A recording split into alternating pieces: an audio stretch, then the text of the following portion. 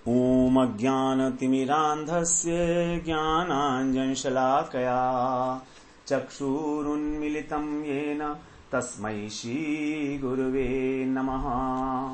वन्देऽहं श्रीगुरो श्रीयुत्पदकमलं श्रीगुरून् वैष्णवांश्च।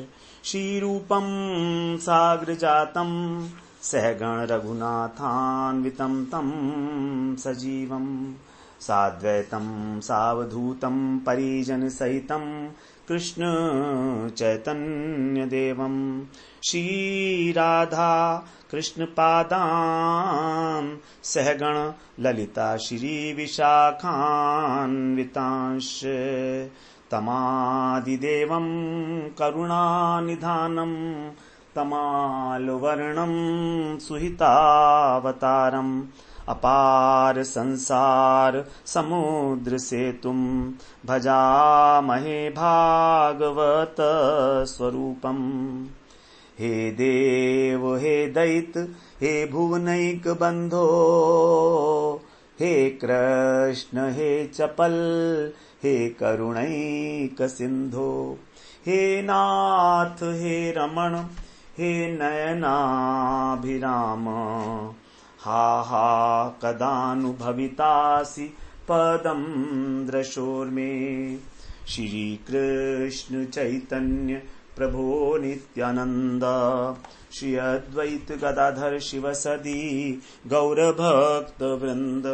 हरे कृष्णा कृष्ण कृष्ण हरे हरे हरे राम राम राम हरे हरे।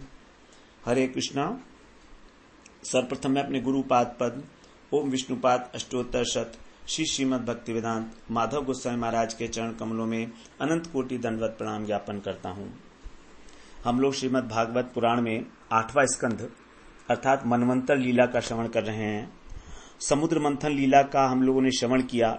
समुद्र मंथन से अमृत प्रकट हुआ था। उस अमृत को भगवान ने मोहिनी रूप धारण करके और देवताओं में बांट दिया और राक्षसों को उस रूप के द्वारा अपने कटाक्ष के द्वारा मोहित कर दिया।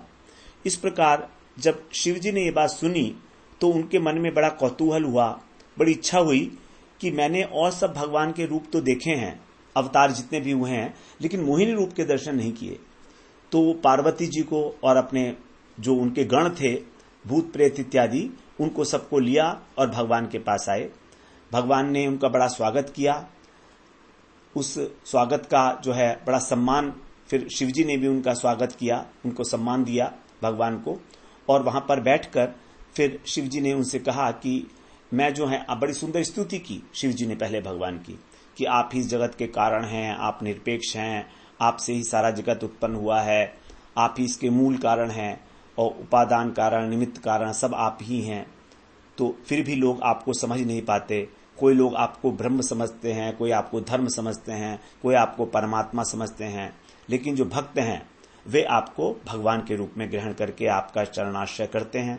इस प्रकार से बड़ी सुंदर स्तुति करने के बाद एक भूमिका सी बना दी शिवजी ने। उसके बाद फिर भगवान से प्रार्थना की कि मैं जो है आपका वो मोहिनी रूप देखने के लिए बड़ा कौतूहल हूं, इसलिए हम सब आपके पास यहाँ आए हैं। तो भगवान ने ये बात सुनी तो थोड़ा गंभीर भाव से वो हंसे। वो सोचते हैं भगवान कि देखो मैंने असुरों को तो मोहित किया, अब इन शिव जी को मुझे मोहित तो करना ही पड़ेगा क्योंकि आए हैं। अगर मान लीजिए मैंने वो रूप दिखा दिया और ये मोहित नहीं हुए तो उसका रूप का फायदा क्या हुआ। भाई भगवान किसी प्रकार जो है अब शिव जी के सामने उसी रूप को दिखाना चाह रहे हैं तो उसका कुछ ना कुछ तो प्रभाव पड़ना चाहिए ना शिव जी पर। यदि प्रभाव नहीं पड़ा तो फिर दिखाने का भी क्या फायदा। और भगवान इस प्रकार का संदेश भी देना चाहते हैं कि सभी लोग मेरी माया से मोहित हों। कोई ये ना समझ ले कि हमने स्त्री को या काम वासना को जीत लिया है।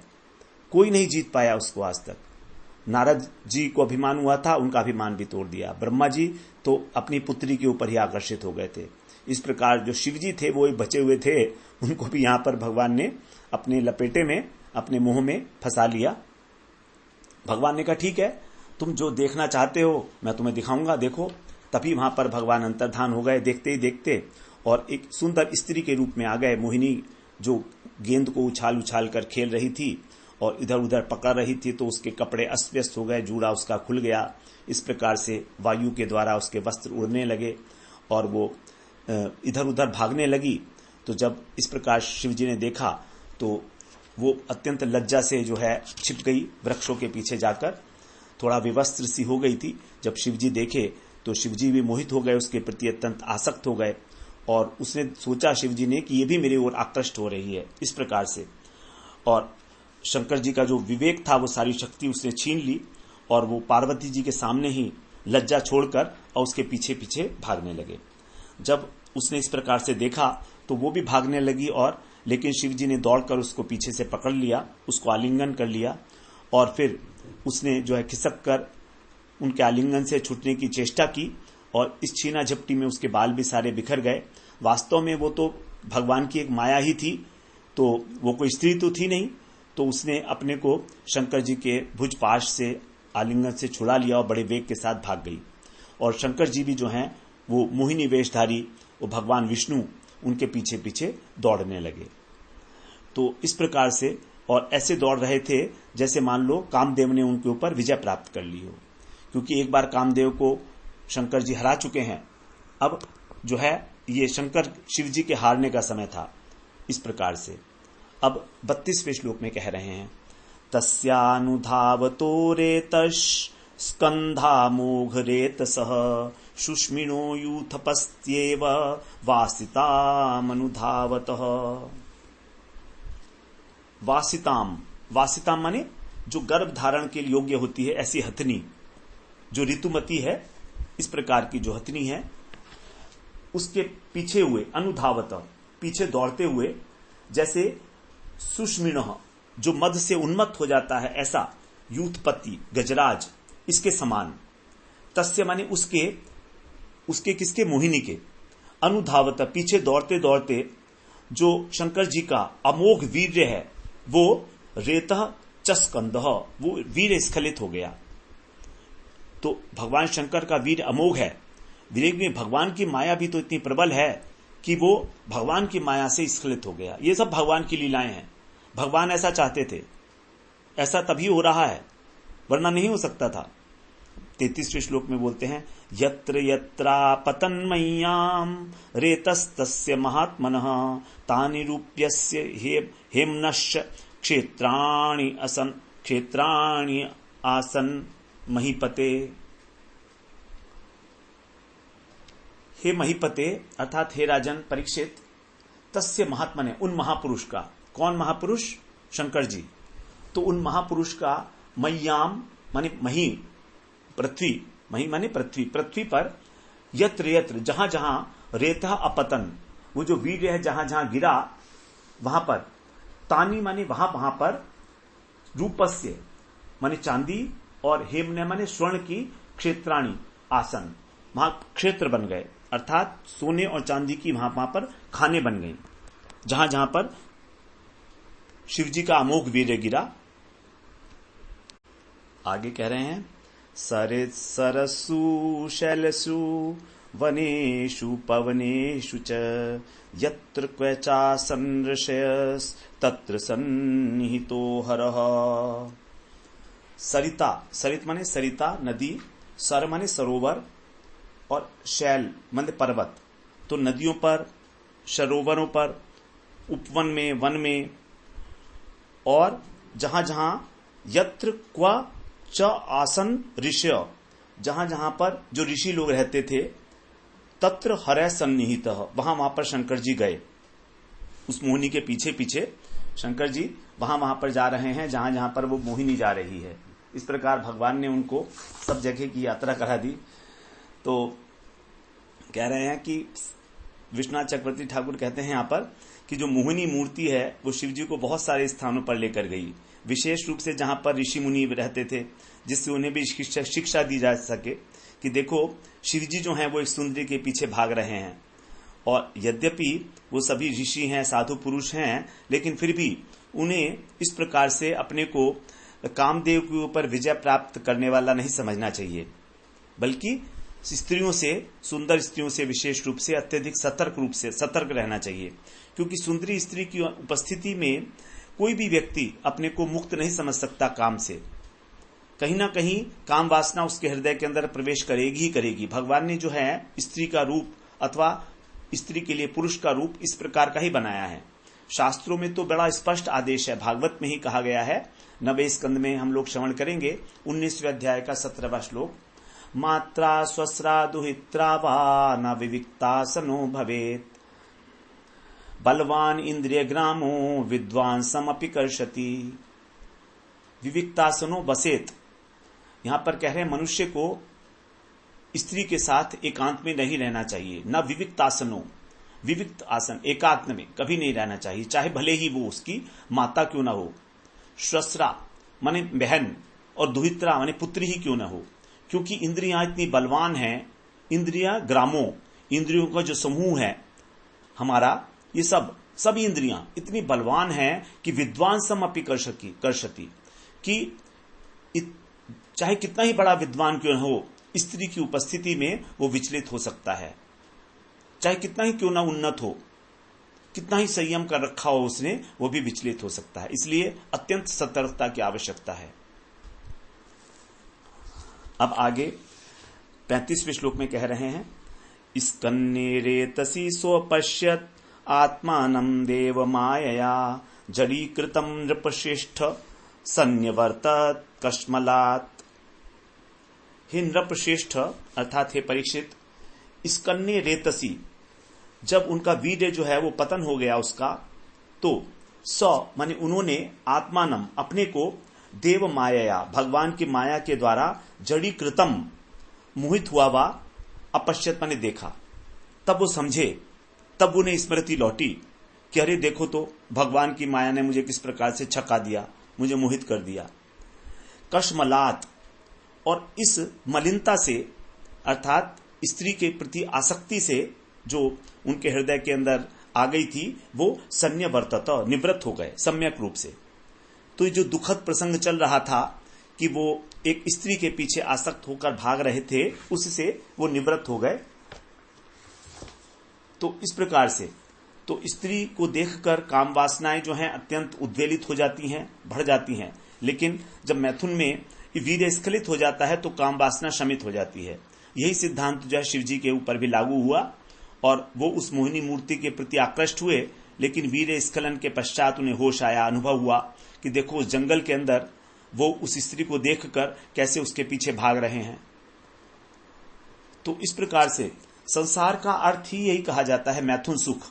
संसार का मतलब ही यही है, जो यन मैथुनादि ग्रह मेधि सुखम, जो मैथुन का सुख उठाना चाहता है वही संसार है। अब 36वें श्लोक में कह रहे हैं, अथावगत महात्म्य आत्मानो जगतात्मनः अपरिज्ञेय वीर्यस्य न मेने तदुहाद्भुतम। यहां पर अब कह रहे हैं अथ अवगत महात्म। अथ माने तब जो जगत आत्मन है, जगत आत्मा भगवान है, जो कैसे हैं अपरिज्ञेय, जिनके विषय में जाना नहीं जा सकता, अचिंत्य, और वीर्यस्य आत्मनः जो पराक्रम वाले भगवान हैं, ऐसे उनकी महिमा को, उनकी महात्मा को अवगत माने जानकर, तत् उह उसे, उ माने निश्चित रूप से ही, अद्भुतम न मेने अद्भुत नहीं माना।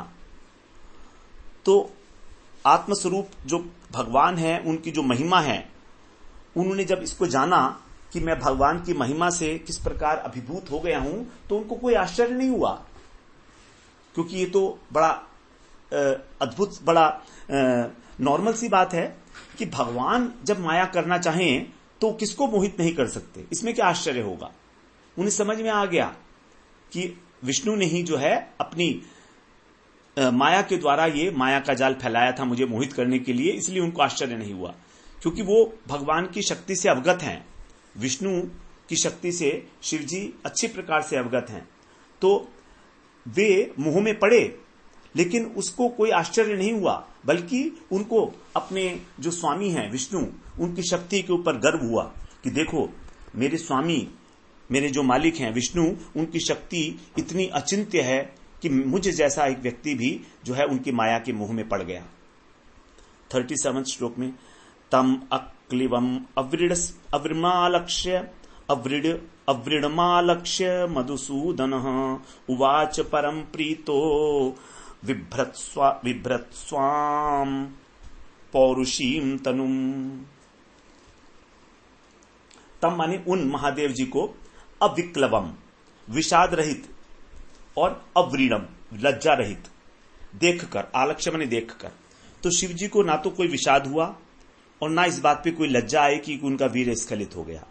सामान्य रूप से यदि वीर स्खलित हो जाता है किसी व्यक्ति का तो उसको लज्जा भी आती है, दुख भी होता है, उसके ऊपर अपने ऊपर क्रोध भी होता है उसके ऊपर कि देखो मैं किस प्रकार एक काम के वश में हो गया।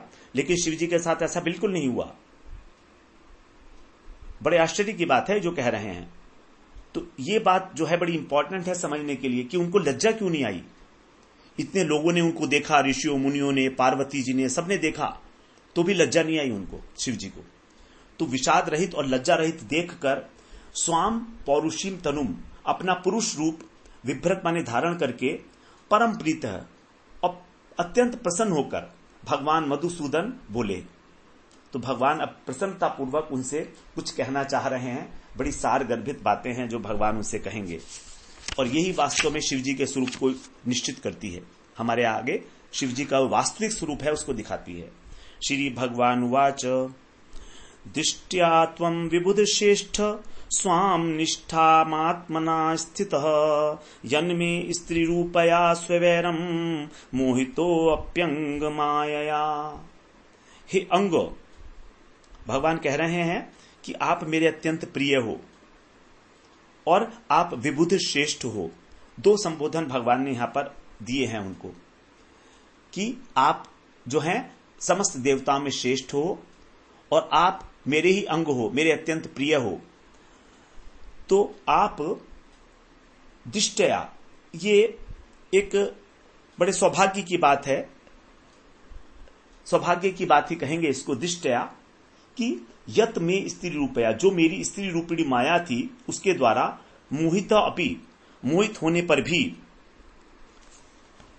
त्वम माने आप, अधुना इस समय, स्वाम माने अपनी, आत्मना निष्ठाम स्थित, आत्मनिष्ठा में स्थित हो गए हैं। ये बड़ी महत्वपूर्ण बात बताई गई है। भगवान इस बात का प्रशंसा कर रहे हैं शिव जी की कि आप मेरी माया के द्वारा यद्यपि विमोहित हुए लेकिन फिर भी आप अपनी निष्ठा में स्थित हो गए। आपकी निष्ठा में कोई अंतर नहीं आया। आप आत्माराम हैं, आप आप्तकाम हैं। उनको इस बात से कोई फर्क नहीं पड़ता है कि उनके जीवन में कौन आ रहा है और कौन जा रहा है, उनको कौन उनकी प्रशंसा कर रहा है और कौन उनकी बुराई कर रहा है। उनको इस प्रकार का कोई भी क्लेश नहीं होता, ना ही कोई विषाद होता है। तो कह रहे हैं भगवान कि आप मेरी माया के द्वारा मोहित हुए, अत्यंत पीड़ित भी हुए, लेकिन फिर भी, क्योंकि आप कौन हो, वैष्णवा नाम यथा शंभु, आप परम वैष्णव हो, आपका आदर्श चरित्र है। शिवजी के द्वारा मोहित होने पर भी भगवान उनकी प्रशंसा इसलिए कर रहे हैं कि वो अपनी निष्ठा में स्थित हैं, स्वनिष्ठया, अपनी निष्ठा। इसलिए कह रहे हैं कि आपका कल्याण हो। बहुत सुंदर बात भगवान ने यहां पर कही है। साधारण रूप से व्यक्ति जो है लज्जा को और विषाद को प्राप्त होगा, विचलित हो जाएगा, लेकिन भक्त की ऐसी स्थिति होनी चाहिए कि यद्यपि वो यदि किसी प्रकार से माया के द्वारा परिचालित हो जाए, माया के वश में हो भी जाए, तो पुनः उसको अपनी स्थिति को प्राप्त कर लेना चाहिए, जो उसकी वास्तविक स्थिति अर्थात भगवत निष्ठा, भगवान के प्रति जो है दास्य भाव की प्राप्ति। भगवत गीता में कहा है कि जब हमारी इतनी श्रद्धा हो जाती है भगवान ने, यस्मिन स्थितो न दुखे न गुरुनापि विचाल्यते, 6 अध्याय के 22वें श्लोक में, कि भक्त जो होता है उसके ऊपर बड़ी से बड़ी कठिनाई आ जाए, परीक्षा हो, लेकिन यदि उसकी श्रद्धा पूर्ण है तो वो उसमें विचलित नहीं होता। तो इस प्रकार से शंभु जी ने, शिव जी ने अपनी एक निष्ठा का यहां पर उदाहरण प्रस्तुत किया है, जिसकी भगवान ने प्रशंसा की है। अब आगे कह रहे हैं भगवान, को नु मे तिम तरे न्यामायाम विशक्तस्तुर्भुवनस्त्वया त्वदृते पुमान् तांस तान विसृजितिम भावान दुस्तराम अकृतात्मभी। अकृत आत्म भी, जो अकृत है अर्थात अजितेंद्रिय है, उसके लिए जो मेरी माया है दुस्तर, तान तान उन हाव भावों को प्रकट करती हुई ये मेरी माया को त्वत रिते आपको छोड़कर, नु माने कह पुमान और कौन पुरुष भला, विषक्त माने उसमें आसक्त होकर भी अतितरेत उसको पार कर सकता है। तो मेरी माया जो है अपरंपार है, दुरत्याय है, तो ऐसे ऐसे हाव भाव रचती है कि अजितेंद्रिय पुरुष उससे छुटकारा पा ही नहीं सकते। तो भला आपके अतिरिक्त कौन पुरुष है जो एक बार मेरी माया के फंदे में फंसा और फिर स्वयं ही उससे निकल गया, और उसे किसी प्रकार का कोई विषाद कोई लज्जा भी नहीं है, क्योंकि वो जानता है कि मेरे भगवान कितने महिमामय हैं, वो जानता है इस बात को। तो यहां पर यद्यपि शिवजी ने माया का संग किया, और यद्यपि माया तो शिव जी के साथ ही रहती है, पार्वती जी क्या है, महामाया का स्वरूप है, लेकिन पार्वती जी से वो कभी प्रभावित नहीं होते शिव जी, माया के साथ रहते हुए भी। तो शिव जी के अतिरिक्त सभी लोग जो हैं जीव माया से प्रचित हो जाते हैं, महामाया से, लेकिन शिव जी विष्णु तत्व नहीं है, जीव तत्व भी नहीं है, दोनों की बीच की स्थिति सी है, लेकिन फिर भी इस महामाया से वो कभी विचलित नहीं होते। हाँ, भगवान की माया के द्वारा विचलित होकर शिव जी ने यह स्पष्ट संदेश दिया कि भगवान की माया को कोई पार नहीं कर सकता।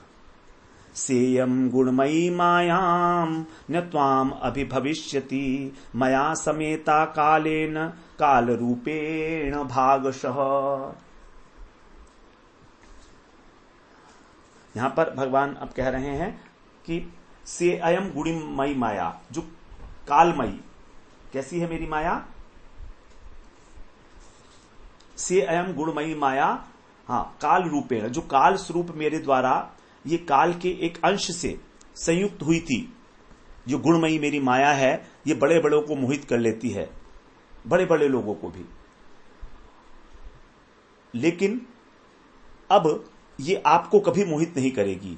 माया त्वाम अभी भविष्यति न, ये जो मेरी माया है अब आपको कभी मोहित नहीं कर पाएगी।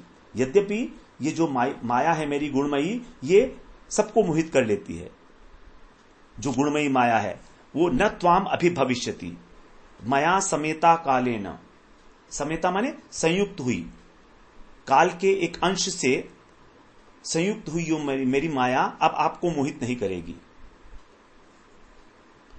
अब श्री सुखदेव जी कह रहे हैं अगले वाले श्लोक में, 41वें श्लोक में, श्री शुक उवाच एवं भगवता राजन् श्रीवस्तां वत्सांकेन सत्कृतः आमंत्रितं परिक्रम्य सगणः स्वालयं ययौ। इस प्रकार सुखदेव जी कहते हैं, एवं माने इस प्रकार, हे परीक्षित, हे राजन, एवं भगवता श्रीवत्सांकेन, भगवान श्री विष्णु के द्वारा, जिनके अंक में, जिनके वक्षस्थल पर श्रीवत्स का चिन्ह विराजमान है, उनके द्वारा सत्कृत्य माने सत्कृत होकर, और तम आमंत्र्य, उनकी अनुमति लेकर, परिक्रम में उनकी परिक्रमा करके, सगण है अपने गणों के साथ, स्व आलयम ययौ, जो शिवजी थे वे, भगवान विष्णु ने शंकर जी का सत्कार किया, और तो वो उनसे विदा लेकर परिक्रमा करके अपने गणों के साथ कैलाश पर्वत को चले गए। तो यहां पर देखिए जो है भगवान के द्वारा सत्कृत कहे गए हैं, मतलब प्रशंसा हुई है उनकी किसी भी प्रकार से उनको, क्योंकि अपनी निष्ठा में स्थित होना ही सबसे महत्वपूर्ण है।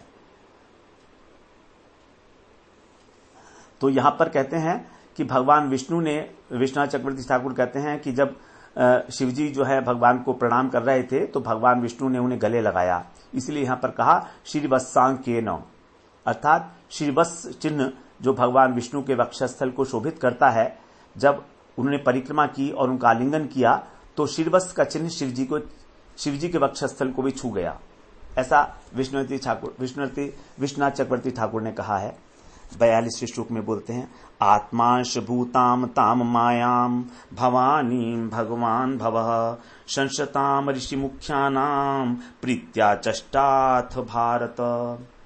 हे भारत, अर्थात हे परीक्षित, अथ माने फिर, भगवान भव, जो शंकर भगवान है, उन्होंने भवानी पार्वती जी से और ऋषि मुख्याम, जो प्रमुख ऋषियों से, आत्म अंशभूताम, परमात्मा के अंश से उत्पन्न जो ताम मायाम, उनकी जो माया है, उसकी संशताम, प्रशंसा करते हुए, प्रीत्या आचष्ट, प्रसन्नता पूर्वक यह कहा।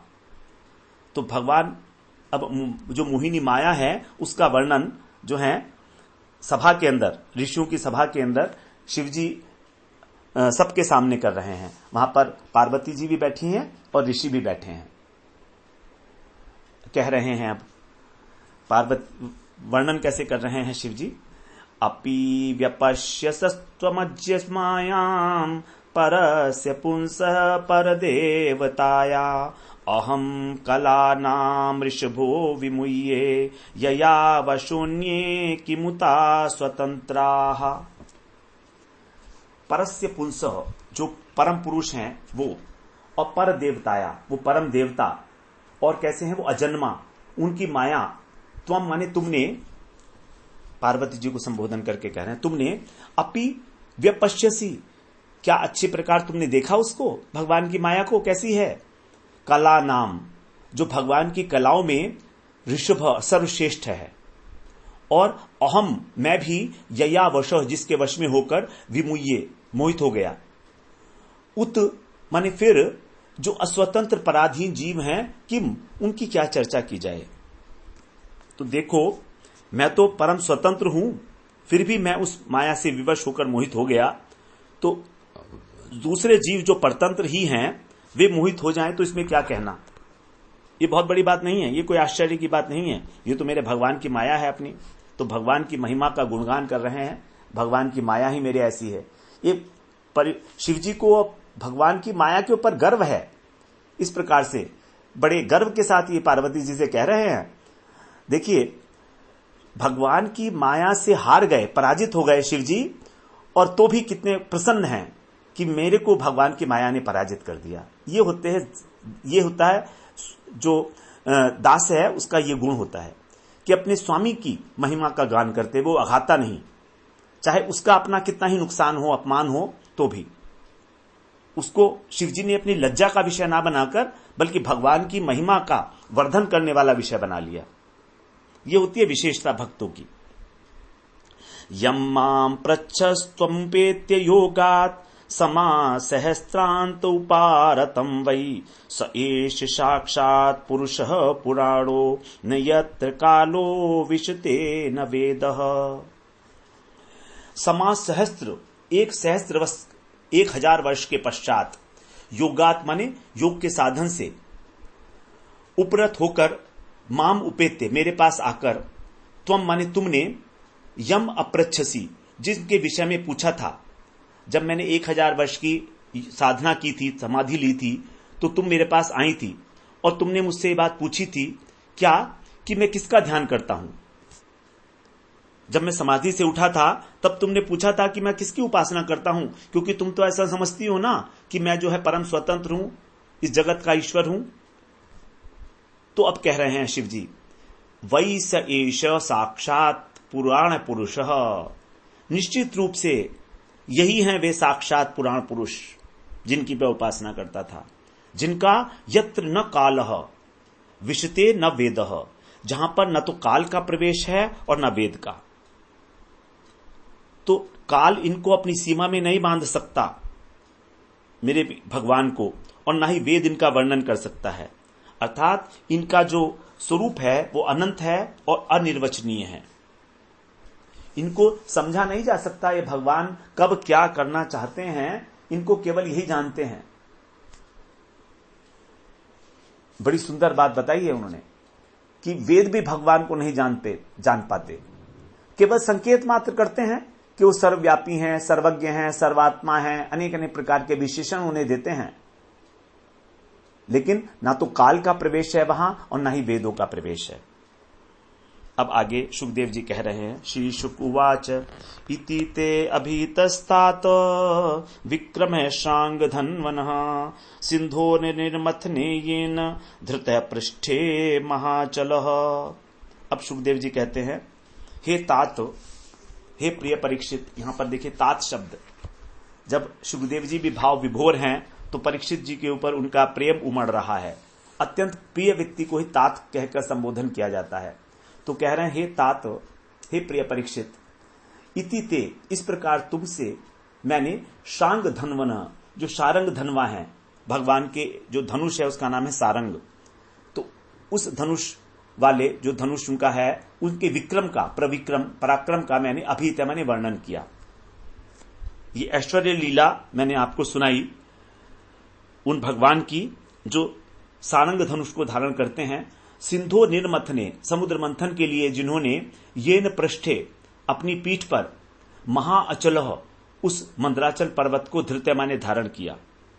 सो समुद्र मंथन के समय उन्होंने मंदराचल पर्वत को धारण किया। यही है वो भगवान, यही है वो भगवान जिनकी शिवजी जो है वो 1000 वर्षों तक उपासना करते हैं समाधि में जाकर।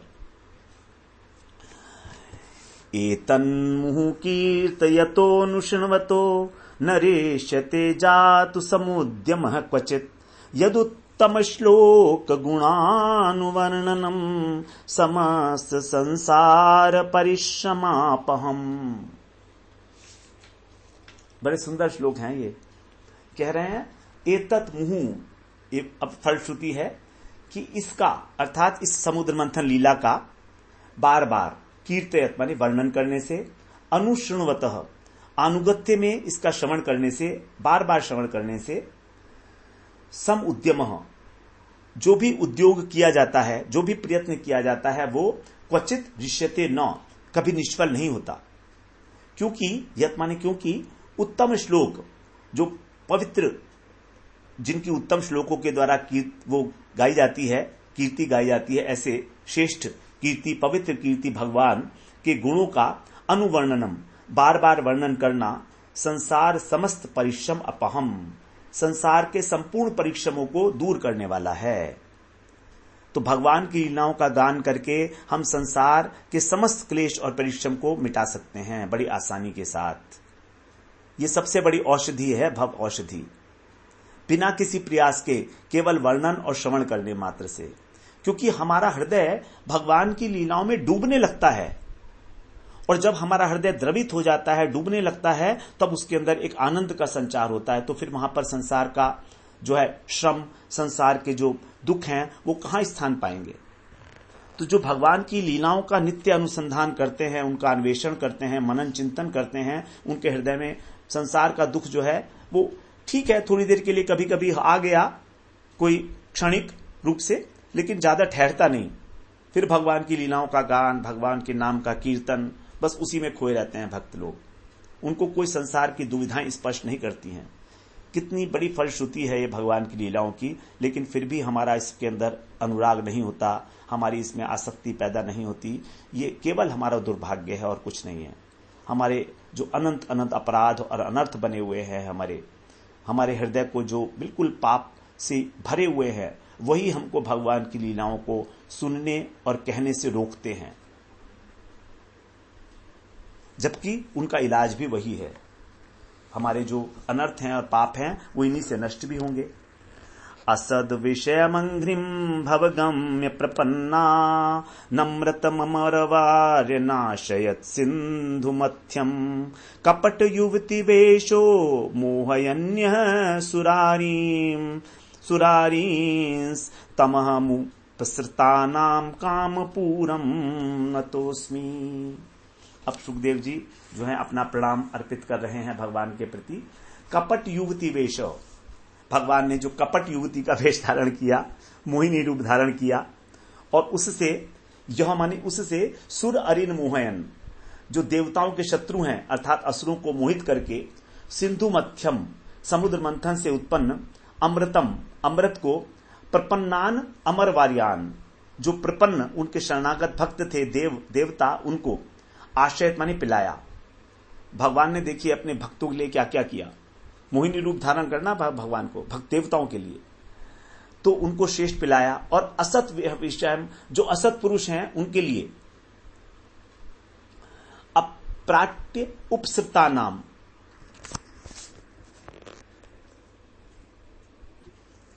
तो यहां पर कहने का तात्पर्य है कि जो असत विषयों में लगे हुए हैं, यदि वे भी उपसृता नाम, भगवान के शरणागत हो जाएं तो काम पूरम, उनकी भी कामनाओं को पूर्ण करने वाले, भावगम्यम, जो भावना से प्राप्त होने वाले भगवान हैं, अंघ्रि नतः अस्मि, उनके चरणों में मैं नमस्कार करता हूं। भगवान के विषय में कहा गया कि वो भावगम्य हैं। बड़ी सुंदर बात यहां पर बताइए, भावगम्य, भावगम्यम। तो जो भावगम्य हैं उनको भगवान शरणागत हों और उन्हीं के भाव में अगर भावित हो जाएं हम, तो चाहे हमारा असत वस्तुओं के अंदर अभिनिवेश है तो भी शरणागत अगर हम हो गए हैं सब प्रकार से, क्योंकि भगवान ने कहा है मैं अपने शरणागतों की सब प्रकार से रक्षा करता हूं, सबकी इच्छाओं को पूरा करता हूं। तो इस प्रकार जो भगवान के ऊपर आश्रित रहते हैं, जैसे एक पिता स्नेह के कारण अपने बच्चों का पालन पोषण करता है, वो इसलिए नहीं करता कि कोई पक्षपात कर रहा है अपने बच्चों के साथ, बल्कि उसको स्नेह है उनसे। इसलिए भगवान ने कहा है कि कौनते प्रतिजानी ही न मे भक्त प्रणश्यति, मेरे भक्त का कभी भी नाश नहीं होता। तो इस प्रकार भगवान अपने शरणागतों की जो है सब प्रकार से रक्षा करने वाले हैं, उनकी इच्छाओं को पूरा करने वाले, काम पूरम। तो इस प्रकार समुद्र मंथन की जो लीला है, भगवान के पराक्रम की लीला है, ये बड़ा अद्भुत पराक्रम है भगवान का। अब देखिए भगवान ने इसमें क्या क्या काम किया है। नंबर 1, देवताओं को परामर्श दिया कि तुम अमृत प्राप्त करो और समुद्र मंथन करो, नंबर 1। नंबर 2, मंदराचल पर्वत को उठाकर लाए भगवान स्वयं अपने ऊपर, गरुड़ के ऊपर। नंबर 3, उस मंदराचल पर्वत के नीचे को आधार देने वाले कच्छप भगवान, कच्छप अवतार लिया उन्होंने। नंबर 4, उस मंदराचल पर्वत को ऊपर से दबाने के लिए पर्वत का रूप धारण किया, जिससे कि वो संतुलित अवस्था में रहे।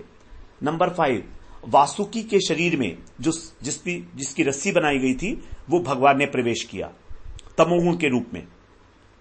नंबर 6, देवताओं और दैत्य के रूप में भगवान प्रवेश किए। नंबर 7, अकेले ओर से मथे भगवान, जब दोनों ओर से देवता और दैत्य जो है थक गए, तो भगवान ने ही उस वासुकी का मुंह भी पकड़ा और पूंछ भी पकड़ी और स्वयं ही सागर को मथने लगे। उसके बाद फिर अमृत को प्रकट लिए धन्वंतरी के रूप में, अमृत कलश लेकर। उसके बाद फिर मोहिनी बनकर अमृत पिलाया देवताओं को भगवान ने। उसके बाद फिर जब देवता हारने लगे अमृत पीने के बाद भी, तो देवताओं की ओर से वो भगवान, देवताओं के पुकारने पर भगवान प्रकट हुए और बलि महाराज ने जो आसुरी माया फैलाई थी उसका नाश किया और असुरों का भी वध किया। कुछ कालनेमी इत्यादि जो थे राक्षस, उनको भी मारा देवताओं की ओर से। उसके बाद फिर बाद में मोहिनी बनकर शंकर जी को भी मोहित किया। शंकर जी को मोहित करके ये शिक्षा दी कि हमें कभी भी ये नहीं सोचना चाहिए कि अपने अपनी इंद्रियों के ऊपर विजय प्राप्त कर ली है, क्योंकि भगवान की माया दुरत्यया है। वो कब हमको किस प्रकार अपने फंदे में फंसा लेगी हमको पता भी नहीं लगेगा और हम फिसल जाएंगे, हमारा पतन हो जाएगा। तो इस प्रकार से सारी की सीधा सारी समुद्र मंथन की लीला में केवल भगवान ही भगवान है हर जगह। ऐसा लग रहा है कि देवता और असुर समुद्र मंथन कर रहे हैं। इसका एक दूसरा अर्थ यह भी होता है कि हमें अपने जीवन में निरीक्षण करना चाहिए अपने मन का। तो अपने मन का निरीक्षण करेंगे हम तो भी हम नहीं कर सकते। हमें उस निरीक्षण के लिए भी इच्छा उत्पन्न करने के बाद उस निरीक्षण का कार्य भी भगवान के आश्रय में ही करना होगा, क्योंकि हम अपने मन को नहीं समझ सकते। लेकिन यदि हम इस प्रकार की इच्छा करें, हम अपने जीवन में मंथन करें, तो पहले उसमें से बड़ा भयंकर विष निकलेगा। हमारे जो पुराने दूषित संस्कार हैं वो सब निकल के बाहर आएंगे। उसके बाद अनेक अनेक प्रकार की प्रलोभन हमारे को मन देगा, जिससे कि हम अपना भगवान के प्रति जो आकर्षण है उसको खत्म करके और संसार में फंस जाएं। यदि हम उसमें फंस गए, लोभ में आ गए, तो फिर बहुत दूर की बात रह जाएगी आत्म मंथन, आत्मनिरीक्षण। अंत में फिर हमको अमृत मिलेगा और वो अमृत भी हमको जो पान करने के लिए सुविधा होगी वो भगवान की ही कृपा से होगी। अपने आप से तो हम कुछ भी नहीं कर सकते। तो इस सारा का सारा भगवान की कृपा ही है। तो इस प्रकार प्रत्येक भक्त को, प्रत्येक साधक को अपने हृदय को अंदर झांक कर देखना चाहिए, भगवान की कृपा का आश्रय लेते हुए। मय्यासक्त मना पार्थ योगम युंजन मदाश्रय, 7वें अध्याय की प्रथम पंक्ति है, प्रथम श्लोक। कि मेरा आश्रय लेकर तुम भक्ति योग के द्वारा अपने मन को मुझ में आसक्त करो, तभी तुम मुझे जान पाओगे समग्र रूप से। तो ये हम लोगों ने आज समुद्र मंथन की लीला का यहां पर श्रवण किया 12 अध्याय में। अब त्रयोदश अध्याय और चतुर्दश अध्याय, ये दोनों अध्याय भी इसी प्रकरण में हम लोग इसका श्रवण करेंगे। इसमें जो आगे के 7 मनवंतर हैं उनकी कथा आएगी, और फिर चतुर्दश अध्याय में जो मनु हैं उनके अलग अलग जो काम हैं वो सब बताए जाएंगे कि क्या क्या काम करते हैं वो लोग। इस प्रकार से हमारा ये जो 27वां प्रकरण है ये 10 अध्याय का प्रकरण है, जिसमें से 8 अध्याय हम लोग श्रवण कराए हैं और 2 अध्याय हमारे और बाकी है। तो चतुर्दश अध्याय पर हमारा ये 10 अध्याय वाला जो 27वां प्रकरण है दान धर्म प्रकरण, ये पूर्ण होगा। वांछा कल्पतरुभ्यश्च कृपा सिंधुभ्य एव च पतितानां पावनेभ्यो वैष्णवेभ्यो नमो नमः।